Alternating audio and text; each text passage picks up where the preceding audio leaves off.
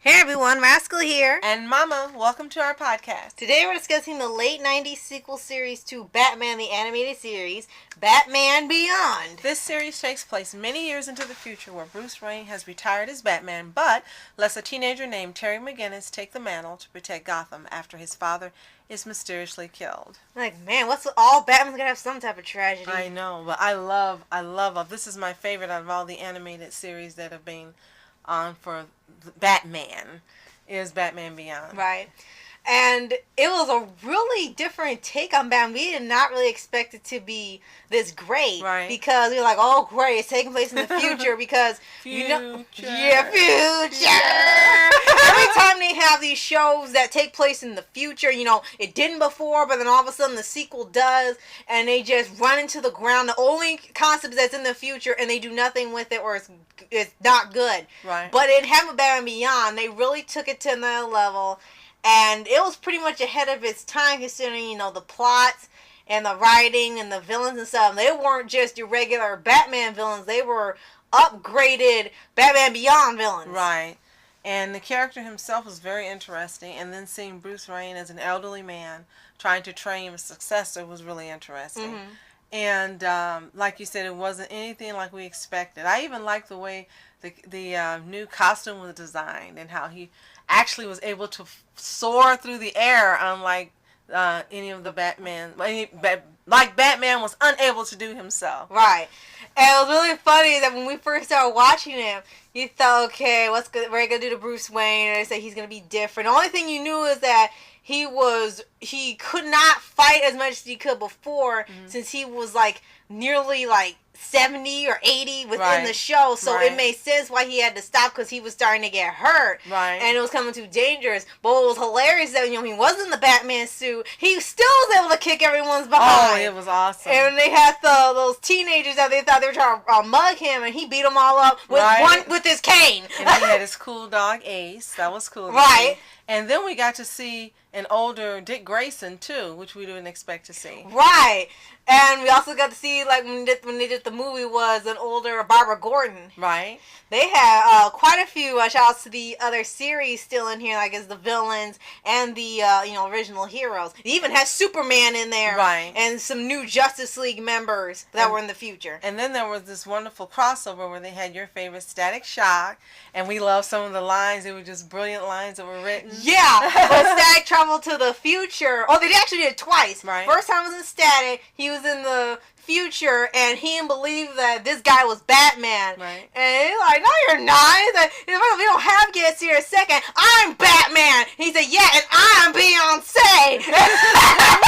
And he used his bat ears. He used them as an antenna for a radio signal because he couldn't get a reception. He was getting angry, but it was hilarious.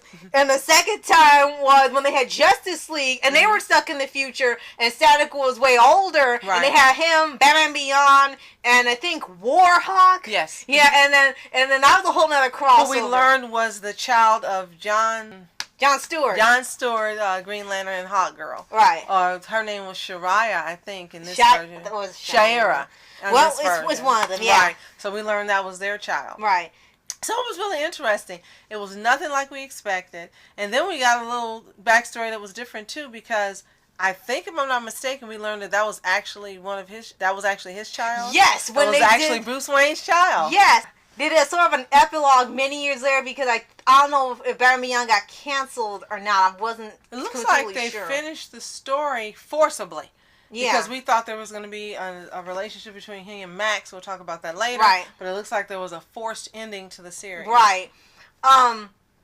Yeah, when they thought they were gonna have a backup Batman, so they collected a little bit of DNA and just said he had his DNA all around town. They looked at him like, no, that's not remotely what I meant. I meant from his battles. So okay, and they thought they put that to somebody, so it'd be like, how many kids he got, running around, and say, yeah, it's just another kid. Like, man, how many kids you got? Right. But yeah, that was actually pretty good too. Even the ones connected to the Justice League story, that was a great shout out for the people who watched Batman Beyond. Right. So we'll talk about Terry Mcginnis a little. He was actually a troubled teen, and he didn't get along with his dad whom he known his whole life, and then he got killed, and then of course he had a life-changing moment. It was changing for him, and Batman made contact with him, and then talked about him taking over his mantle. Right, and like I said, and the villains they had with the story, it wasn't like a big overarching story, but it was kind of the same standard of Batman protecting Gotham. But they were very unique. Like, is it Ink? Yes. They had Ink. And they had, name some more. Ink was very interesting though, because she was able to form herself into all these different shapes, and he couldn't beat her. Right, because she was just liquid and they could get out of everything. And then you find out she had a daughter later on too. Right, so. And it had, I think her name was Cure. I think because she was part of League of Assassins. She was taking out all the original members of League of Assassins, and they almost couldn't catch her.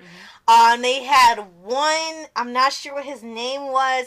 He had two, he was a really big villain, actually. He could make people see things that weren't there. Like, he thought there were zombies there, and he thought he was fighting zombies, and he wasn't. And another one where he made this, like, really far ahead of its time, virtual reality. Right. And people were getting addicted to it like a drug. Because they were constantly going and being in that lifestyle they've always wanted, not wanting to leave, and he was making money off of it. Right, I remember that. That was pretty intense because Max got addicted. Right. And he was like telling her, this isn't real, and she said she didn't care. Yeah. Because it made her feel good, and he had to rescue her. Yeah, so you're right, it was real ahead of its time. Yeah, that was kind of like the don't do drugs PSA for Batman Beyond, but it was handled very well, and you got the message like this was dangerous. Right. What I liked about this version of Batman, again, he was in training, but he seemed to be more empathetic. I mean, he would get angry with injustice, he would get angry in crime,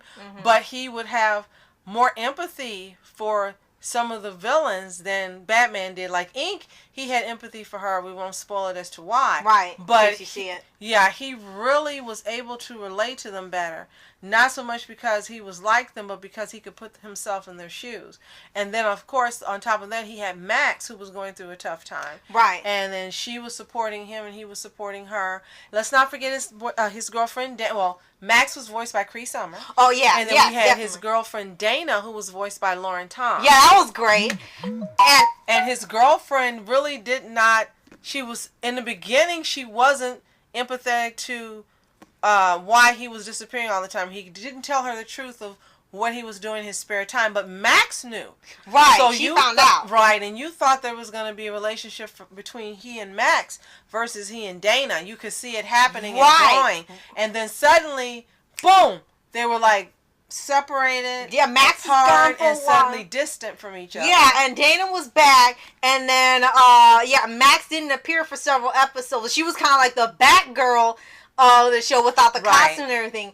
And I found out, I didn't know this. Actually, I didn't understand it either till I actually read a comment when they were having these Batman Beyond videos on YouTube, and I learned that the Cartoon Network did not want that relationship to happen. They told him to change it back because the writers said that they were building up to a relationship because of their dynamic and the chemistry. They were, and then they said the network didn't want that, so they had to forcibly write Dana back in and let Max be sort of demoted a little bit to sidekick so they could keep the show on, which explained why a lot of parts she was in a lot of episodes, and there were a lot of instances where he cared about her more than just a friend. Right, and Dana, they made her more caring and more understanding of why, he said, I can't tell you everything, but why he had to be, why he disappeared and why he kept telling her, I work nights, which wasn't a lie. Right. He worked at his job, and first she was really upset, and you don't care about me, and you don't spend enough time with me. Yeah.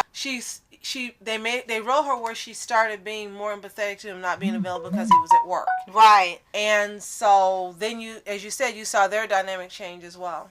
Right. And then I said, well, yeah, Max was still there for a little bit, but it was clear that because of the network, they had to tone it down a little bit so that audience wouldn't, you know, be confused. Well, no, the audience was confused anyway because of what they had written before, and this sudden change really was kind of jarring to, I guess, first-time viewers.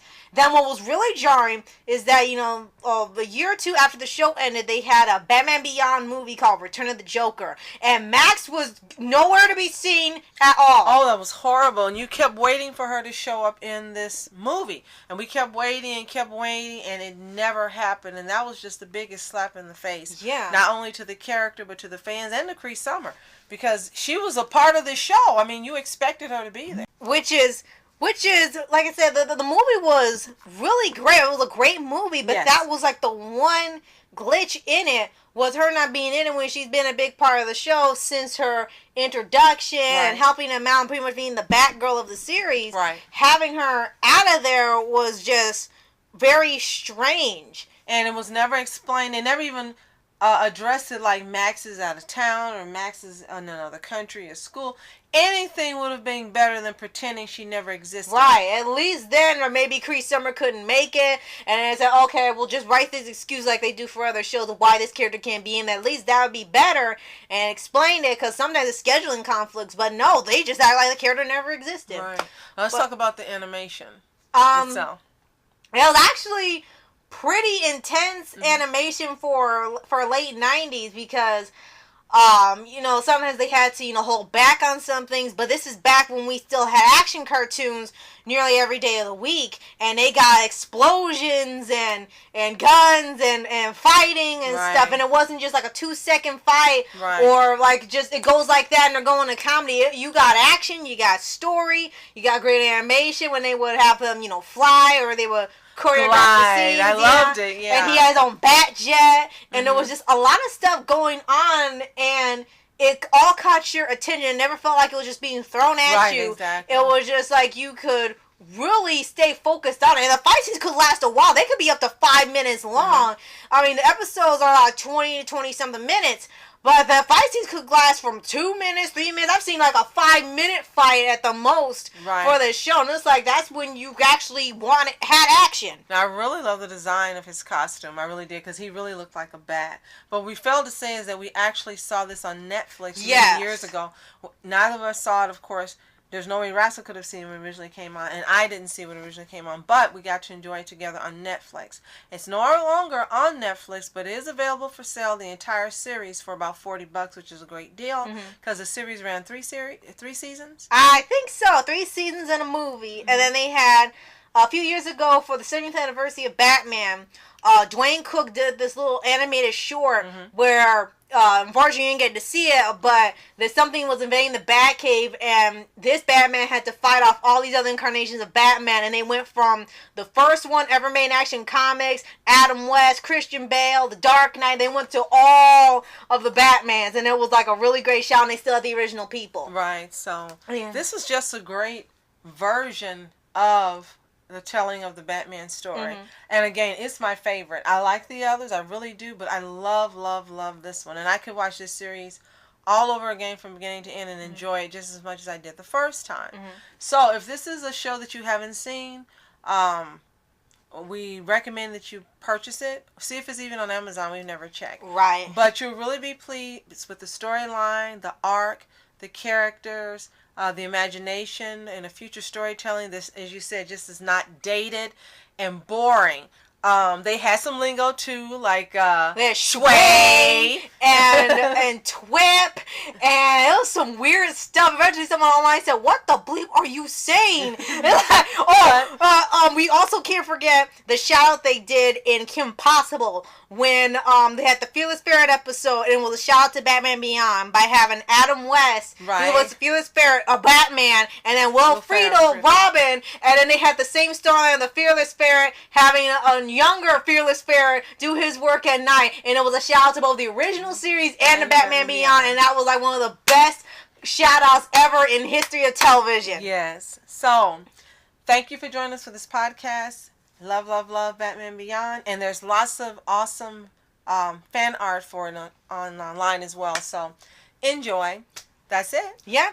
I'm Rascal Entertainment. And I'm Mama Entertainment. Have a toontastic day. Peace. And reporters sitting flashing lights, trying to walk around, man, who the hell are you?